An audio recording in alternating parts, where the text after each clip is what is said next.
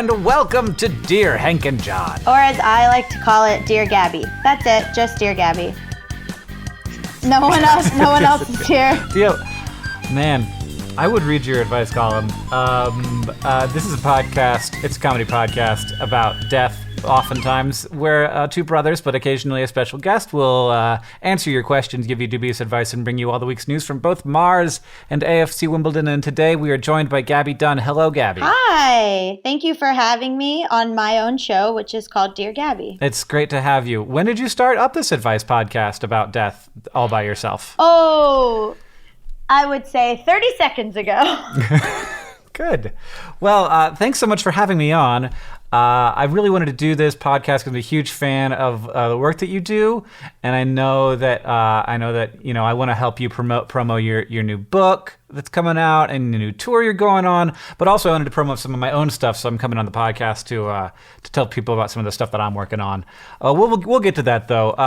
Have you had a good week so far? It's Monday. It's like 12 o'clock on a Monday. So have you had the first good 3 hours of your week so far? Oh, sort of. We were just talking about how neither of us are being productive today, particularly. And also, I didn't invite you on my show. So it's like super weird that you're the first guest. Just like didn't, I don't know. Got to talk to my booker, I guess. Yeah, I just showed up. You just started recording and then suddenly I was inside of your podcasting software. Yeah, it's actually like pretty weird. But I'm so glad you're here because we have so many questions coming up about bisexuality, and I know that you're an expert. So I'm not saying that we saved up a bunch of questions that John and I didn't feel qualified to answer for when we had a guest who has a broader set of experiences than we do, but there may be more kinds of questions like that than usual. I honestly love to be tokenized. If people could just have me and book me on things and give me work based on that, I would really appreciate it. Mama's got to eat, so if someone could. All right. Well, then you're in the right place because this is the highest paying podcast in the podcast business. I've heard that. By which I mean it pays the exact same amount as all other podcast gigs, which I assume is $0. I have never heard of a person being paid to be on a podcast, but maybe. Yeah, especially my show, Bad with Money. We pay all the guests. It's just kind of a wink to how bad I am at money. Like part of the show. We make like $30 an episode, and we pay $50 an episode to the guests. Yep, and then I just light a bunch of hundreds on fire, just to for art. Yeah, you got to be authentic. All right, Gaby, did you bring us a short poem today? Yeah, I brought a sexy poem because I felt like that was my brand. Okay. So I'm uncomfortable already. Oh God, that's my goal, is to just make you as uncomfortable as possible. I don't know if that's come through in everything that I do. That's working. Okay, so it's a nice one. It's an E. Cummings poem that I really like, and it's do you want to say the title or just read it? I'll just read it. You could say the title. Well, the title is sort of the first line, but whatever. So, okay, this is the poem. It goes, I like my body when it is with your body. It is so quite new a thing. Muscles better and nerves more. I like your body, I like what it does. I like its hows. I like to feel the spine of your body and its bones, and the trembling, firm smoothness in which I will again and again and again kiss. I like kissing this and that of you. I like slowly stroking the shocking fuzz of your electric fur, and what it is comes over parting flesh and eyes big love crumbs, and possibly I like the thrill of under me you quite so new. That end part is my favorite. I love that part. It's so good. It's so I don't know. I just always that always stuck with me. I always really liked the last two lines of that poem. I never really think about whether or not a poet, like a famous poet, especially like E. Cummings or Shakespeare, was kind of like, to what extent were their poems involved in the process of getting them laid? Oh, 100%. You think he wrote that for someone not to read it to them and be like, so, right? So we doing this, or what's the deal? I feel like all art is just like people trying to be like, huh? So someone's gonna me now, right? Like that's what we're all doing here. And then you know what's also fun is that like a lot of these writers who you read their work, and it's like, you know, in school and stuff, they show you like the PG work. And then later you go back and you read and you're like, oh, okay. Like, did you know Shel Silverstein wrote erotica? Like, so much erotica. Yeah, I did know that. I did. And I was upset when I found out because I was too young. I was too young to find out. Was like a prolific erotica writer. And then like, yeah, and like funny like dirty drawings too, like hilarious dirty drawings. And I was like 12, and there was like Shel Silverstein books at my friend's mom's place. Oh no! And there was like one that was not kids' book, and I was just like, that okay? Oh, put that back and pretend like that never happened. Yeah, or like you just fine. find. That turned out okay. Did you? Are you all right? You're sweating right now. Okay. Yeah, just this entire conversation. I won out, Gabby. Nope. Yeah. Good, you're doing your job. Thank you. Oh, I'm so glad. I came I actually didn't know if this was like a PG-13 podcast, and I just went for it. Oh, well, we're gonna have to bleep some of you for sure. Really? That's allowed. Do you bleep? Oh, yeah, we bleep. Really? We bleep here on Dear Hank and John. John is cursed a total of, I think, 3 times on this podcast. Our guests significantly more. I don't think I've ever done it. Really? I'm pretty good at not cursing. Do you want to do it now and then you can bleep it? Which word should I pick? I mean, probably just like Old Goldie, Mr. Oh! I came here to ruin this show, and I've done my job. We are 9 minutes in, and I have ruined this show. Oh, is that? I don't know. I feel like it's going very well. I feel completely unruined. Oh, Gabby, good, do you want to do some questions? Yeah. Let's take some gay-ass questions. All right. This one's from Elizabeth, who asks, Dear Hank and Gabby, greetings. I'm a young queer woman who has recently ventured into the world of dating. However, I'm not out to my parents. I've been talking to this girl for a few weeks, and we've been on one date. However, we're about to go on another date tomorrow, and I'm realizing that I'll have to tell my parents where I'm going because I might be gone for almost the entire day, which sounds like a fun, cool date. I want to know more about this. Yeah. This would require one of 2 situations occurring. Either 1, telling them the truth and coming out when I'm not ready, or 2, lie to my parents. Neither are really great options. Any dubious advice would be appreciated. Gay and scared, Elizabeth. Oh my God, I want gay and scared on a mug. Just the classic it me. One, kudos to you for being a kid who doesn't want to lie to their parents. That's weird. What's that like? And I mean, I always say, like, for coming out when you live with your parents, it really comes down to like how safe you feel. So, like, if you feel like they're going to react poorly and you're going to have to find a different living situation, or there's some sort of, like, abuse that's going to happen, or just anything where you're not physically safe, I don't recommend coming out. I used to be really militant about, like, you have to come out to show them that they have a queer kid so they can change their mind. But now I'm sort of like, the practicality of it, like, if you don't feel safe, don't make yourself unsafe as, like, a political statement. But if also, like, I don't know, parents are dense. So, like, if you're like, I'm going to spend the day with my female friend, they'd be like, cool, be gal pals, have fun. I guess you personally don't feel good lying to them. But, like, what have you been doing up till now? Right. I mean, I think you have to look out for yourself. And then there's, I mean, of course it's like parent to parent situation here. But there was a moment when my parents were pretty sure I was gay, and so there's like there were a number of clues that were leading them in that direction. My interests, my friend group, and because we have stereotypes, and I was fitting into some of them. So I think you can, like, I don't encourage this, but there's a sense that, like, you could be like, boy, she seems like Elizabeth's been hanging out with Christina a whole lot lately. Seems like there's been in like not just daytime but nighttime, and a lot of, maybe they'll just sort of get it. Yeah, but that's not necessarily how you want to do.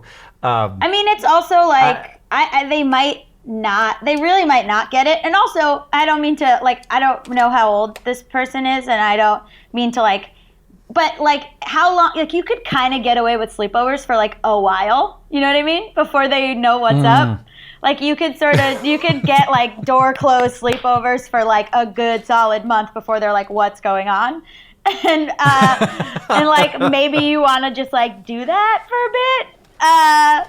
Because look, there's so many disadvantages about being queer that like let us have those door closed sleepovers before you guys realize what's up. Like give us that one thing. No one's getting pregnant. It's fine. I also like. I feel like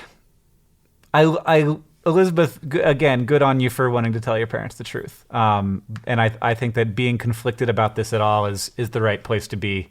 And you have to make the decision based on who you are and your situation. Did your parents ever ask you, like, Hank, what's going on? Why are you acting? No, they said things to the tune of whoever you are, it's okay with us kind of things. Everybody should do that. Let me know that they're, yeah. All parents should do that. Totally. Agreed. Regardless of if you think your kid is gay. Because a lot of times, like, there's very feminine girls who end up being bisexual or queer or lesbian, and, like, their parents were like, oh, I guess we don't have to worry. But you could start telling your kid that from day one. Mm-hmm. What were some of your interests? Oh, I really liked, going to the skating rink. And just ice skating, not like eventually I started playing hockey, but just like the free skate all like by myself. I would go and like they play like pop music and you just skate around. Oh my God. That. All of my friends were female. Yeah. And that sort of remains a thing for like, of course I have dude friends, but like mostly it's like the husbands of my friends are my dude friends. Did you ever see that SNL skit that was like a wishing well for boys, and it was like a gift that you get for like a young boy, and it's like and it's just this like sensitive boy who wants to like sit by a well, and then it's like the end of the sketch is like, it's not a gay thing. I mean, it is, but it's not. And I was like, oh my God, that's what you remind me of, the little sensitive boy next to the well. Yeah, and I really liked musicals, stuff like that. Aw, you're just a sensitive soul. I mean, what is it all? As we have found over the last 10 years, it turns out, there are no boxes. It's hard to put people in boxes, and that's the beautiful thing. We're all our own box. Dear Gaby, as I've become more senior at work, I find myself... Erasing me from the podcast. Yep. As I've become more senior at work, I find myself in the position of being asked to supervise or give feedback to less experienced coworkers. I find this challenging. Firstly, because I do not want to hurt my coworkers' feelings. Secondly, often it's just easier to fix their work myself, but I know this is not the best way to help my coworkers grow professionally. How do you go about giving feedback in a way that is, 1, kind, and 2, helps the person fix their work, and 3, helps the person grow professionally for the next project? Ad Meliora Jessica. What's ad Meliora? We have a thing on our podcast where people we compliment people on their sign-offs, which has resulted in people making their sign-offs really weird. I think it means the better.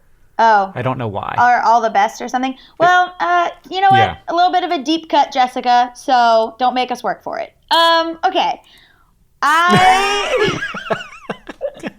That was really good feedback. That was really good feedback to your coworker, Jessica. No, I'm just mean. Okay. Well, I think what's interesting, and I learned this from Allison primarily, is that you have to start, it's like the compliment sandwich. So you have to start with being like, great job. You did so good on the lighting. Here's why the sound is bad. And I used to never do that. And I realized, I was like, who are these babies that need me to just like talk to them that way? But turns out everyone. It's the babies are everyone. Including me. I'm also the baby. Yeah, I guess so. Why? What's your advice? No, I mean you. You are the baby. Like, you don't like it when people would just like come out and they're like, here's the criticism with none of the praise. Just fix the thing that's wrong. I assume because you're a person, but maybe you're the exception. Yeah, sometimes I like to just get to it. But I understand why. I mean, there's this whole thing, especially as women, and I'm sure I was about to lead with that with Jessica. Like, it's this hard thing as women in supervising positions where you have to sort of be like, hey, buddy, like with this smile on your face. You can't just go up and say what they need to do because then everyone will be like, Jessica's a bitch. Sorry, now you're going to bleep me again. But yeah, so I mean, it's tough. I also understand the impulse to take over, but part of me is like, yes, the work will be done correctly the way you view it as correctly, but you've also hired this person who may have a different way of doing it. And if you ask them to fix it, the way that they do it will be different than the way that you do it. And that's okay. And like, you wanted their skill set anyway. So I don't know. I think you have to let go of the idea that your way of doing it is fixing it. You know what I mean? Am I making sense? Like, your way of doing it is not necessarily 100% correct. You have to like be okay with what the other person contributes. Yeah. And I have struggled with that where like I'll be like, if it's not the way I would have done it, then it's wrong. It took me a while to get away from that. The other thing that I'll say to Jessica that was really important for me to realize is that when you say like it's easier to fix their work myself, you are not giving yourself the chance to learn and grow and become better at your job, which is the work that you have to do to help your coworkers get better at their jobs. So you're not good at this part of your job yet because it's new to you. And if you're just fixing their work, if like something is wrong and you're like, oh, it's easier for me to just fix it than to have a conversation about what's wrong, then you're not getting better at that. You are doing the thing that you're doing it to yourself at the same time you're doing it to your coworker. So when you actually do it, it's harder. It's more difficult work at first to figure out how to talk to your coworker about how to make their work better than it is to just make their work better yourself. But it's all like that gets easier for you as well, just by doing it and by doing it over and over again. And like I now will regularly send emails, like I have to figure out what I don't like about a thing, and I have to communicate that effectively, which is not necessarily super easy, but I've gotten a lot better at it, and at getting that information across in a way, and like also understanding individual humans, so that I know the way to tell one person is different than the way to tell another person, which is absolutely fine. Like that's one of the things about managing is understanding the people that you manage, not just like every person is the same and you should treat them all the same. I don't really believe that. I think that like you need to understand what motivates different people and how they respond to both praise and criticism, and what kind of praise and what kind of criticism motivates them the most, which is shocking how different people are, especially how they are not me. Over and over again, I continue to realize that other people are not me, which is a big important lesson of management. Yeah, big time. And you have to, like, it's going to hurt their feelings and make them worse at their job if you just do the work for them. So I think you gotta, I think you can't have people working for you that you're just doing their job for them, because then they'll just get resentful too. It's a bad pattern. That was a good question. Damn. That's right. We got lots of good questions here, dear Hank and John. I'm gonna ask another one if that sounds like a good plan to you. Yeah, go for it. This one I like a lot. It's from Christina, who asks, Dear Hank and Gaby, I've been a nerd fighter and involved in various fandoms for probably 7+ years now. In my younger teen years, I was really active in these communities, and I ate up as much content IRL as I could. I'm 19 now, and I feel this weird sense of disassociation from it all. I still identify as a nerd fighter and love all the content coming from all those other fandoms that I was into. But when I see video of young teenage girls in the massive thousands screaming for these YouTubers that I adore, I can't help but feel uncomfortable. I used to be that girl. I still unapologetically love all these things, but I feel weird about conventions and IRL meetups. Do these people they idolize are just people? They binge watch Stranger Things and wake up surrounded in popcorn crumbs and regret just like the rest of us. Am I just growing up? Am I in the wrong here? Will all of those adolescent girls I see at VidCon crowds go through the same thing I am? Demogorgons and self-doubt, Christina. Yes, you're growing up. As Blink-182 said, that's what this is, growing up. It said it so many different times in that one song. Yep, I guess this is growing up. Yeah, I mean, I used to be super, super into fandom. Like, I used to be all it was like all consuming. But that was because I was young and I felt powerless, and I had, I didn't have the ability to like have a car and live on my own and do anything for myself. And I like wanted some kind of feeling like I was a part of something. And it was like, yeah, I've gone through almost the exact same thing that Christina's describing, where you just kind of start to pull back and you're like, wait a minute, everyone is a person, all your faves are problematic, like like nobody, and I don't know if this is just because I slowly became, like, I was the person waiting in line for these things, and now at VidCon people wait in line to see me, and that messes with me a lot. Like, it's very weird. And so it gave me like the knowledge to know how to treat these people. And so like, if you feel a little disillusioned with it, at least like take it into your life of like, okay, I know how to treat other people with kindness because of how I would have wanted to have been treated by these people that had like quote unquote power over me, I guess, because I idolized them. But it's just, I think it really is just growing up, because you start to realize that there's like other stuff going on for you. When you're young, there's not really, I mean, it's pretty boring being a kid. Well, it's also like, I think that there's a lot of, and this goes on forever, of course, but there's a lot of figuring yourself out, and you're looking for like models through which to figure yourself out. And that's both like the things that you love and like identifying with those things and defining yourself through the things that you love, which is a lot better than defining yourself through the things that you hate. Yeah. And there's looking for people to sort of be models for behavior, and that's both other people in communities, or it's the people that who are creating the stuff that you love. And I mean, I was a huge like nerd fan, and I would wait in long lines to meet my favorite musicians and authors. And also like totally like there will be times when people will go over a line, but I did that too. Like I was the guy who went over the line. Me too. And, like not like every time, but like there are a couple of times, maybe just one time, when I maybe figured out what hotel a musician was staying at, and I called him on the phone, and he answered, and he was like, hello, and I was like, great show tonight, and he was like, oh God. Right. So that was me. And so from now on, whenever somebody does something like that to me, I have to be like, I can't really complain that much. Yeah, and I had like, I also think, so it makes me, and like everything feels so important when you're young, like so important.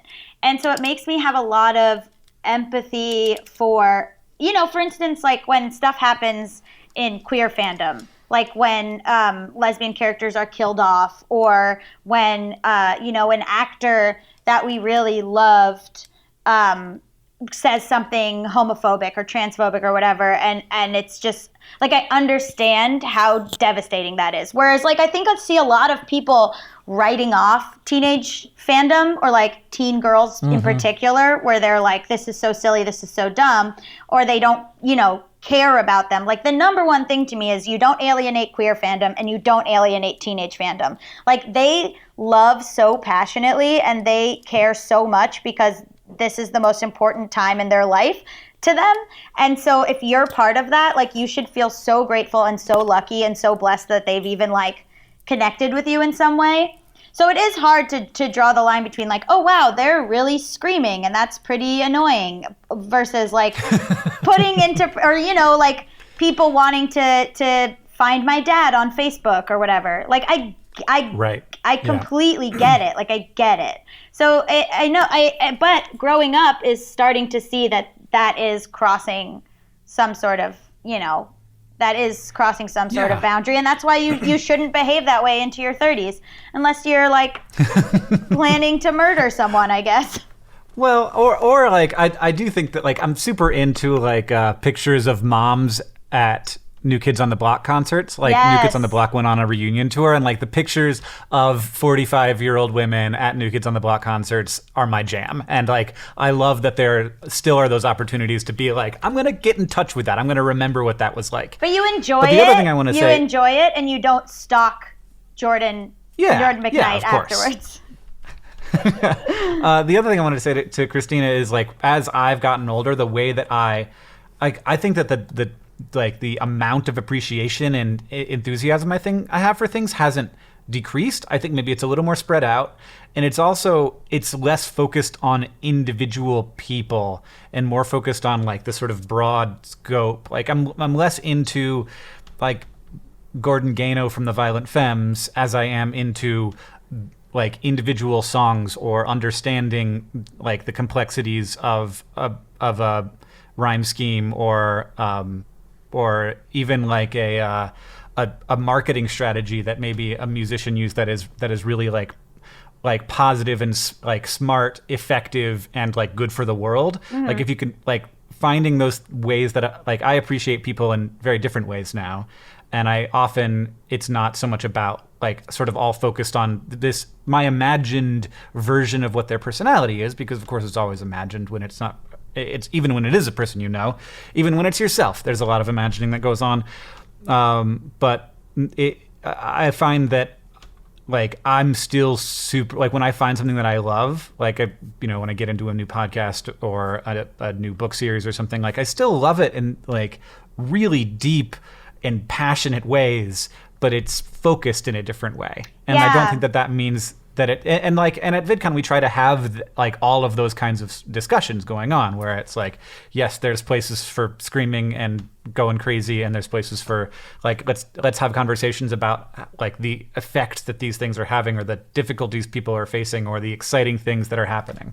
Yeah, it's also realizing that people aren't perfect is a really big, like, I still obviously, like, mm-hmm. you should obviously still have passions and love stuff, but, like, realizing that my stuff's become less person focused too, because you get disappointed by people.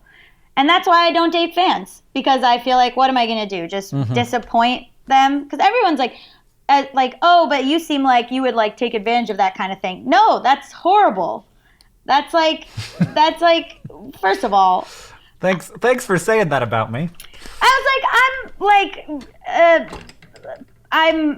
I don't know what the proper word to use on this podcast is, Lothario, but, like, I'm not I'm not, like, going after fans, because there's a power dynamic, and I think you just start to slowly not focus on individual people as much, I think, in my experience. I had to Google Lothario, so I did that, and now I know. A male given name, which suggests an unscrupulous seducer of women. Yeah, that seems right. So. That checks out. Dear Gaby, and I guess Hank, I want to get a fairly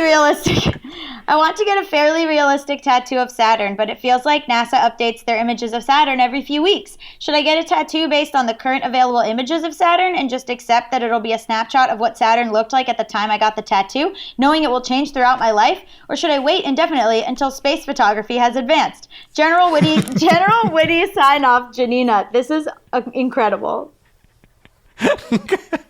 I should wait indefinitely until space photography advances before getting my Saturn tattoo. I actually have an answer for this question that's pretty straightforward. So NASA is currently updating their images of Saturn a whole lot, because there is a mission that is at Saturn and taking lots of great pictures of Saturn. It's called Cassini, and it rocks. And Saturn is a lot of people's favorite planet, I assume, aside from Earth. And it's a beautiful planet. But the images... So basically, it was like a 20-year, maybe 30-year period when we didn't get any new pictures of Saturn. And then we started to get these new ones, and they're great, and then we're not going to get any new ones for a long time. So you might want to wait 6 months until the current crop of Cassini photos get a bunch of good post-production done on them, because I don't think that there are any new ones coming in anymore, but it does sometimes take a little while for the artists to, like, take the raw data and make it into something that's like, oh, damn, that's a beautiful planet. To happen. So you might want to wait about 6 months, and then we'll have, I think, pretty much all we're going to get out of Cassini, and then we won't have any new photographs of Saturn for, like, decades, unfortunately. So we just happen to be living in an amazing time for Saturn photographs, Janina. Do you have any tattoos? I don't have any single tattoos. I'm tattooless. Interesting. Because I feel like, and this is my non-science answer, I have a bunch of tattoos, and I feel like when people go, oh, but won't you regret it? I feel like that is a snapshot in time of what I was at that time. So it might be cool to get a picture of Saturn now, knowing that when you look back, you'll know that it was specifically from this time in your life. Does that make sense? Yeah, which is why I should get a tattoo of like the current shape of Antarctica, because that's going to change a lot till before I die. Yeah. Be like, this is what it looked like when I was a kid, y'all. Back when there was more of it. That will be so depressing, Hank. So, do you have tattoos, Gabby? I know you have tattoos, but tell me about your tattoo sitch. Oh, I have 7 of them. I'm about to get more, I think. But yeah, a lot of them I just did kind of on a whim, and then that's how I think about it. Is like, you at 22 thought this was cool, and so that's not something that's not something to be ashamed of at 29. Like that's. It's kind of like a photo album or something about like what you. I mean, I have a tattoo on my hand, and I was like, oh, I really committed to show business, I guess.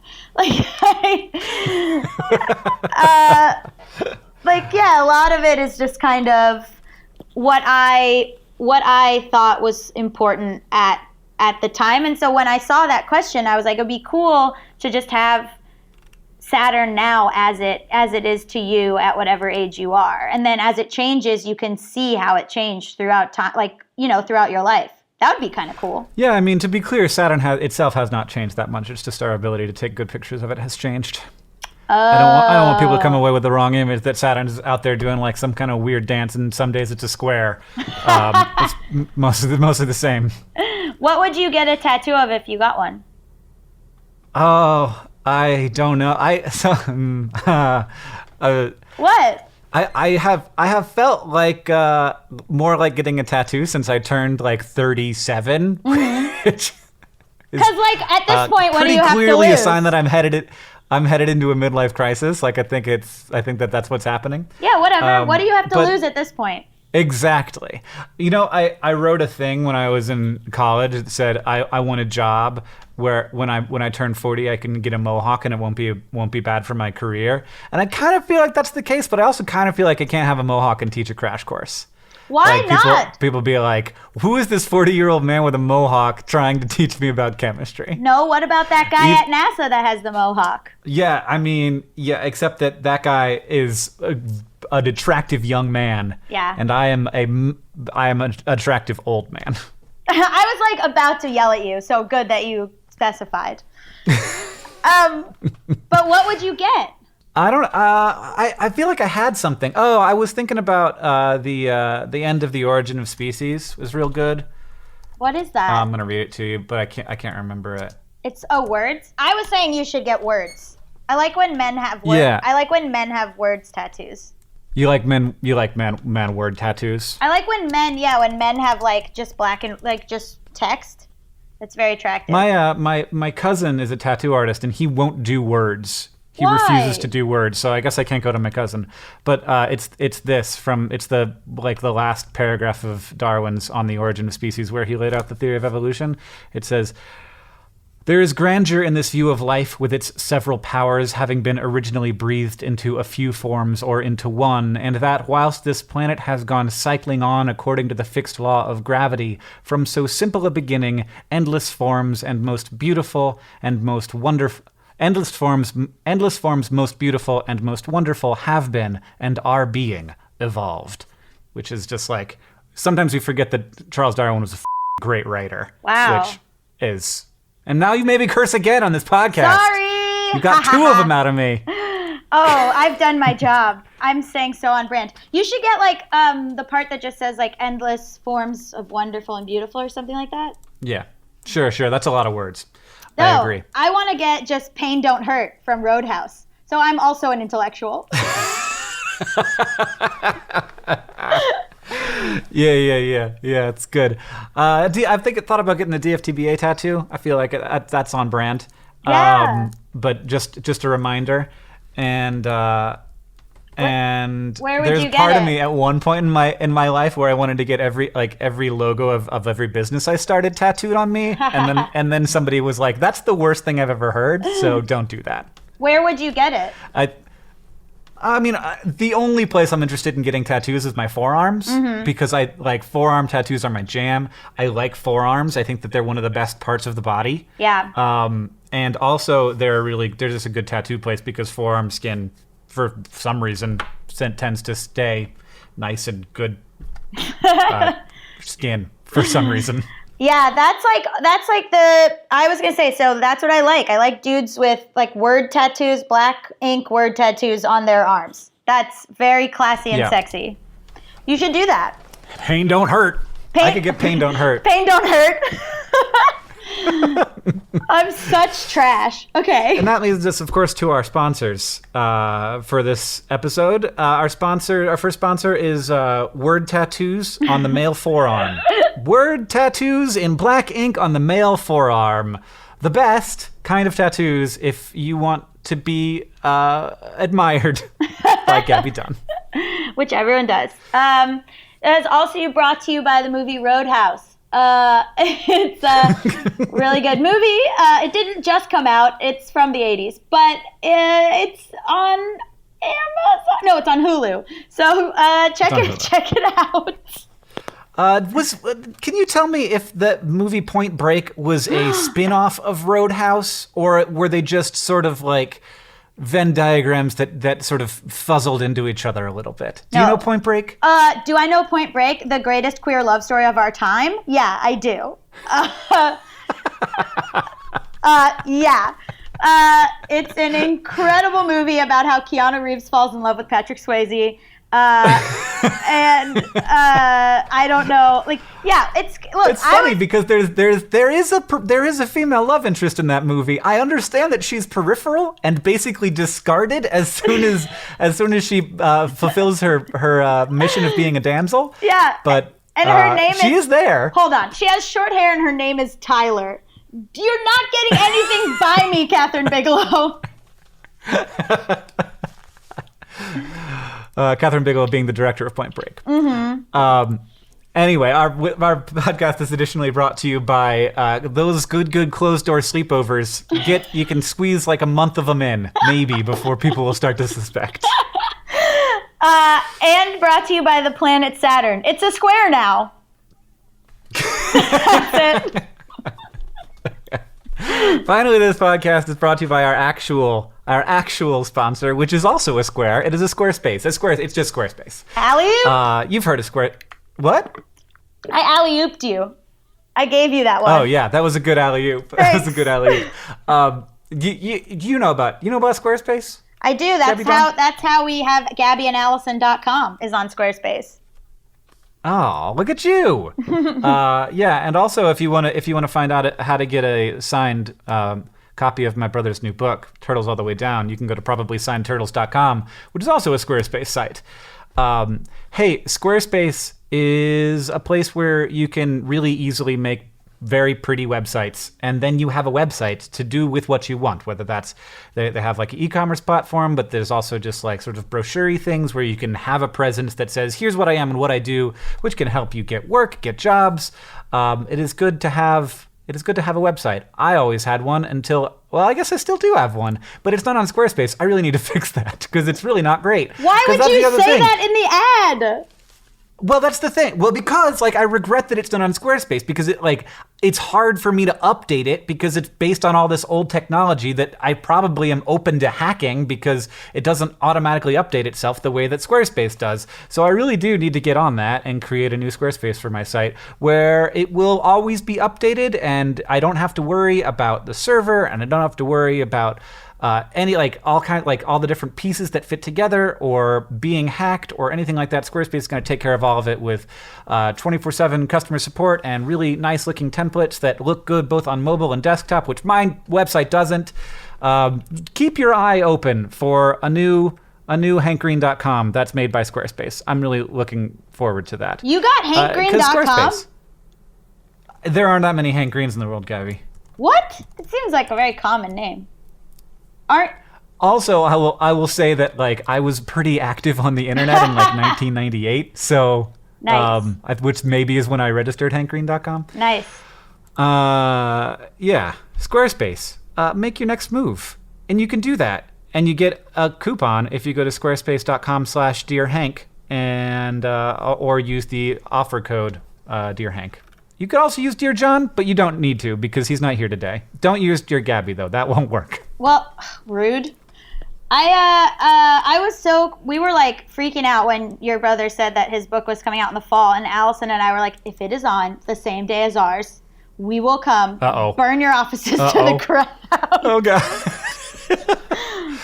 What day does your book come out? September 5th.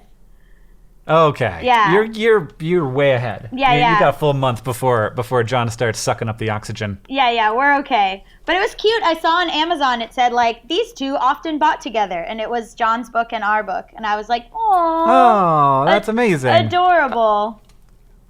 So tell me about your book, by the way. Yeah, Allison and I wrote a young adult novel together called I Hate Everyone But You.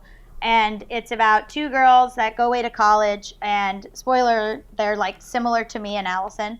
And and they go away to college on separate coasts, and one of them is dealing with mental illness, and she wants to be normal and have a boyfriend and join a sorority, but she also like can't touch the sheets, and then so is like having a lot of problems, and then with depression and anxiety. And then the other girl goes to school in Boston, and she's coming out and dealing with like ethical quandaries, and so yeah, it's like basically if we had known each other during our actual college days, and then can they stay friends even though they are so different?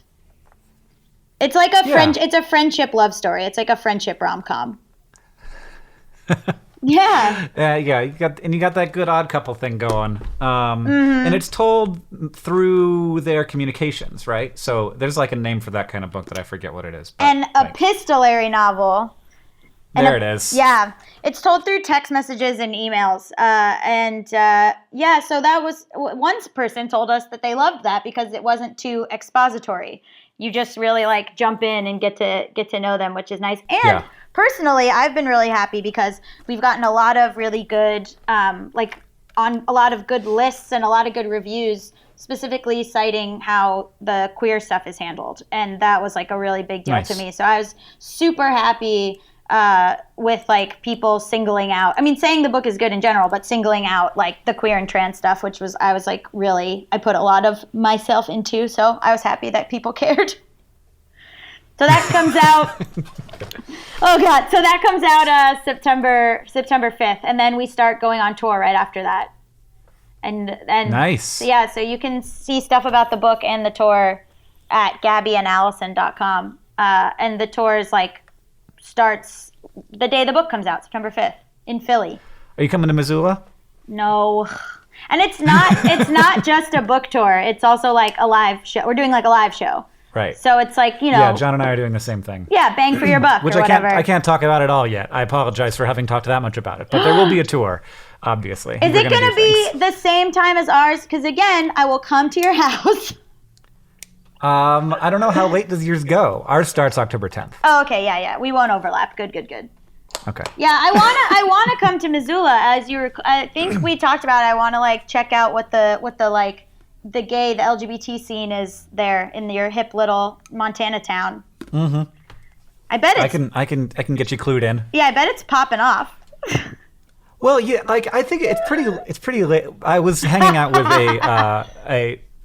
with a friend of mine who is in that scene yesterday, and she said, I just sort of don't go outside the triangle. And I was like, what's the triangle? And she laid out for me the map where where the roads are, and she's like, if you stay inside of all these roads, it's like queer utopia, and if you go on the other side, then it's like you start getting looks. And I'm like, well, welcome to Montana. I'm glad we have a triangle for you. Gaby, do you want to do one or two more questions? Yeah. This one comes from Andrew, who asks, Dear Hank and Gaby, everybody knows that mugs have handles. What do you call a mug without a handle? Is it a cup? Surely it can't be a glass, as that would mean it would be made out of glass. Be safe out there. Andrew. Be safe out there is one of my favorites from the episode. That is a real good sign off, and I'm going to use it more. Be safe out there implies what's happening out there. I just in general, I think safety is important. Yeah, I make everyone text me when they get back to their house from my house. Do you do that? No. No, I don't. I live inside the triangle. It's good. Because what if they go missing and then I end up having to be like in their trial giving testimony, right? And then I'm the last person that saw them. Can I tell you something messed up? I had Okay. No, it's not. As long as you're not admitting to murder. No. I had an ex-boyfriend who was very funny, but very dark sense of humor. And I was joking, and I was like, if I ever die and I go missing without a trace, he did it. But if I die and it's just blood everywhere and it was a crime of passion, then Allison did it. And then we were and then we were laughing. And then he goes, "What makes you think I wouldn't spread your blood around and frame Allison?" And then Allison and I both went, "Oh my God." We were like, holy shit. Oh God. It's too much true crime. But yeah, but back to the mug. Yeah. I don't know how we got to murder, but that's very Dear Hank and John of us. I think a mug without a handle is just a piece of crap. It's just useless BS that shouldn't exist, because the whole point is it's for hot stuff, and if you don't have a handle, you're not adequately protecting yourself from the hot stuff. Have you ever been to a restaurant where they give you hot tea or coffee in a glass cup? No, because that is illegal, or it should be. No, they do that here in LA all the time, and I don't do you want me to be hurt? I don't understand. It makes me furious. It makes me so mad. It's a hot beverage. Why are you putting it they put it in a glass cup. I've seen it, Hank. It's real. And it's just basically putting your hand straight into the coffee. That's what they're asking you to do. Yeah, it has happened to me. Why? No, it's terrible. That's awful. You know, I when I saw this question, I was like, I kind of feel like I've seen a ceramic mug that I would call a mug that doesn't have a handle. Yeah. Because it's got those thick mug walls, and it's mug shaped, but it doesn't. And so I Googled it, and they're called mugs without handles. That's it? That's what they're called. There's no special name. You can go, if you search for mugs without handles, it's just mugs without handles available at these places. For minimalist design nuts, these mugs don't have handles. Oh, minimalist. Minimalist. I don't want a handle on my mug. I want to be in pain. This is my minimalism. I live in a tiny house, and every inch counts. So my mugs don't have handles, and they're also very small. I mean, you just have a little, my tiny mug, and I'm look, I can't even have a coffee. It's just espresso. We don't have space for coffee. If you go to someone's house and they hand you a mug without a handle, call the police. They are a murderer. Just throw it on the ground, like Thor in the Thor movie, and then walk out and say, "I won't have another." And then, or just go to all their mugs and break them all and say there are more mugs better than this are available at dftba.com. I mean, this is just... with handles. Useless. I mean, I don't know if we solved this person's... They're called useless. Next question. Okay, we're going to finish off with a question from Anonymous. Dear Hank and Gaby, so I made quite a mess of my sexuality. When I was hitting puberty around 13 years of age or so, I was very certain that I was lesbian. I dated a girl in secret when I was 15. Both parties' parents found out. Our lives turned into an HBO special. You know the drill. My parents weren't cool with it, and one thing my mom said was, if you're bi, please just try to be straight. She said this with the best intentions, but it's put me in a fun situation because I've spent years trying to convince myself I'm straight. I've dated several boys, and it wasn't until I had a sexual encounter with one of these boys that I felt 100% almost magnetic repulsion sort of feeling of, no, this is incorrect and icky and please don't do this, that I realized that I'm super duper gay. So now I'm almost 23, and I'm in the situation of finding on the outside men and women completely equally attractive, but being 100% not interested in anything involving men. How do I come out to my parents and explain to them without seeming like I have a choice to date men still? I know asking two straight guys might not be the best choice, but I'm desperate and looking for any dubious advice anywhere I can find it. Hey, I have great news for you. Anonymous. You've come to the right place. Hello. I don't know if the people listening know that I'll just say I'm a cis bisexual woman. That if so that people know my credentials. Where's your degree from in bi studies? It's from the Kristen Stewart School of Bisexuality. I have a master's degree in threesomes. Okay, so what I have a master's degree in dating couples. Okay, so this basically you live in a patriarchal society, in a heteronormative society that teaches you that the right thing to do is to be straight, and no one is immune to it, and no one is like strong enough usually to shrug all that off, which is why there's so much higher rates of suicide and depression in particularly bisexual, but also all kinds of queer people, and so your mom, I don't know if best intentions was the right way to put that, because I think you're trying to say that she was sort of like, I just want you to have an easier life, and I don't want you to, because I just was hanging out with two friends of mine. One is a lesbian, one is an immigrant. And I was like, who do you think has it worse between the three of us? Joking. And without missing a beat, they were both like, you do. So being bi is tough. And I think that you could maybe just dumb it down for your parents. Like, I think you can just say, like, look, I'm gay, because if you don't want to date men, maybe it's not worth trying to explain to them that, like, sexuality is fluid, and that, like, a lot of times if you're because, like, bisexuality has a lot to do with desire versus action in my mind. So there are some people who do bisexual acts sexually, but they don't identify as bisexual because they don't desire to be romantic with men and women. And so there's like this split between, like, you can be like hetero-romantic bisexual, or like homo-romantic bisexual, and it sounds like you think you can see that they're both attractive, but you're only romantically interested in women, and sounds like sexually interested in women. So I think it might be because they're from a different generation, and because it seems like they don't really get it, or you might be interested in just distilling it down for them and being like, look, I'm a lesbian. And maybe that's not like the whole truth to you, but it's also the easiest way to get them off your back, since, like, my parents are sort of weirdos and are like open to a lot of stuff. So I feel like I could sit them down and explain this type of thing. But most baby boomers, I'm assuming, are your parents, are not. Like, I don't know.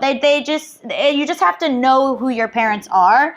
And if they're the type that need things to be black and white, then for your own sanity, maybe just present it that way. Mm-hmm. I mean, I also think the whole thing of like, well, if you're bi, just please try to be straight. It's like, it's not a choice. It's not a choice for who you are attracted to or who you fall in love with. So it's like, to be like, if you're super into this woman, but they're like, can you just choose to be straight? It's like, you're not going to be like, oh yeah, let me just put that on the back burner and give the old straight Tinder a go, which, by the way, is a nightmare place. Never go on straight Tinder. It's horrendous. But yeah, I mean, I don't know. It's interesting because there was this interview with Cynthia Nixon where she was talking about how people assume she's a lesbian, and she was like, "No, she's like, I'm more bisexual, but I've just decided that dating women is better." And everyone lost their minds and was like, "Yeah, you're saying that being a lesbian is a choice, blah blah blah." But like, I was sort of like, yeah, but if you are like, I am attracted to both, but I just am only romantically interested in this one particular situation, then you can define that however you want to define that. I don't think I don't know, like, I've met men who are like, yeah, I'm straight. I mean, I've like done stuff with dudes, but I only want to date women. And I'm like, then say that you're straight. And other men that have said that same thing have said that they identify as bi. It's really very like, whatever feels right rolling off your tongue about yourself. But I also think to your parents, you got to just get them off your back and distill it, I think. Yeah, give them a thing that is easy enough to process. Yeah. Yeah. And I mean, I don't know if you're worried that they're going to be like, but you dated all those dudes, so... Because then you can just be like, I didn't... Because no homosexual person has ever had a heterosexual relationship ever. Right. Like, you just be like, I tried... Like, even now, that's your ammo. You can go, I gave it a shot. Not for me. I really tried. I did it a bunch. Yeah, I really tried. Oh, my God, that'd be so funny. I really tried. I so many dudes. Not for me. Mom, I gotta tell you, I tried it with every guy I could try. Oh, I tried it. None of them worked. Tried it all the ways. Like, you just like give them a real, and they're so upset. You're like, was that not what you meant? Oh. All right. It is now time for the news from Mars and AFC Wimbledon. The news from Mars, I'll go first, is that there's now a game that is designed in partnership with NASA. And if you have a HTC Vive or any of the other modern VR devices, you can go to Mars yourself at home in your little Vive space if you have one of those. I don't. So I have not been able to try this. But the basic idea is that you land yourself on Mars, and this isn't just like a landscape that looks like Mars. It's taken from data from the MSO orbiter, and it's basically an area of Mars that actually exists. You land on it. You can go over your little habitation module. You can drive your little rover around. You can do soil and rock collections, and then once you do that, you open up new areas of the map and you get to see other cool areas of the planet, and basically you just get to hang on the surface of Mars, which no actual human is going to get to do for quite a long time, hopefully before 2028, but for quite a long time. And and I would like to do it, but I don't have any VR gear. So if anybody gets the chance to play Mars 2030, please tell me how it goes. Would you go, like, I guess not because you have a baby, but if they were like, you go live on Mars now, you would be like, eh. I mean, I have a friend who has several children, and he's super, like, he's actively trying to become an astronaut, and I'm like, jeez, I don't know that I would do that. Live on Mars? He wants to live on Mars? No. He wants to be an astronaut, which to me is just like, it's dangerous. It's a very dangerous job. Yeah. But no, I don't think he wants to go live on Mars. I would not go live on Mars. There's a bunch of reasons why I wouldn't go live on Mars. I used to want to go live on Mars, but that changed as I got older and more motion sick. Yeah, and you saw The Martian and you were like, ugh, growing potatoes for so long. It's just like half the movie. This is a weird action movie. Yeah. So what's the news from AFC Wimbledon, Gabby? Oh, well. As you know, our lead starter, Mark Harrington, he's been really sick. And so he's had the flu. So he's been out of several games. And that means that our second starter, this guy, his name is Carl Ranks. He's been playing, and he hasn't really had a chance to shine. But now he scored 3 goals in the last game. So now everyone's like, well, maybe we don't even need Mark Harrington. Maybe we just need Carl Ranks. And Mark Harrington's pissed. I heard that gossip in the locker room that he's real mad. So he might be traded to a totally different team. And his best friend is on AFC Wimbledon, and his best friend is Lisa Simpson, not related to the Simpsons. And so she's like, well, if he goes, then I'm going to go. But that's really awful because she's our best goalkeeper. So my thoughts are maybe that once Mark Harrington's better, they should just let him, the coach, whose name is Kate Moss, she should let maybe have them both play like a double starter, which I know hasn't been done since the 1940s. I know no team has had a double starter since the 1940s. Okay, I get it, but I think, in my opinion, it's controversial. I think we should do it, and that's all the news from AFC Wimbledon, a real team that exists. Good. Good. John will be back next week with real news from AFC Wimbledon. He'll catch everybody up. Hey, Gaby. Let me know if they do that double starter. Okay, what? I'll be really interested. I'll ask John directly if they do the double starter or not, and he will be really interested to tell me the answer. Gaby, what did we learn today? What did we learn? We learned that you should get a forearm tattoo of just text because that would be super sexy. We also learned that all of your faves are problematic and have written erotica. We also learned that I forgot about the Shel Silverstein. Oh, yeah. Erotica. We also learned that you're a creep who calls people at their hotel rooms. Just one time. I was a little boy. I was like 12. Who did you call? The lead singer of the MP Giants. John Linnell. He's nice. We learned the meaning of the word Lothario. We learned... I did. You already knew. I already knew. And I also learned the meaning of the word epistolary, which is in reference to Gaby's new book. Yes, thank you for helping me to really just promo the new book. Please, oh please. Gotta hit it harder. Pre-order it. Pre-order it, please. And what's it called? Did you tell us what it was called? Yes, it's called I Hate Everyone But You. Okay. You did say that, but I wanted you to say it again. You're so good at this. Please help me. Okay, and we learned don't do the work for your coworkers. That's right.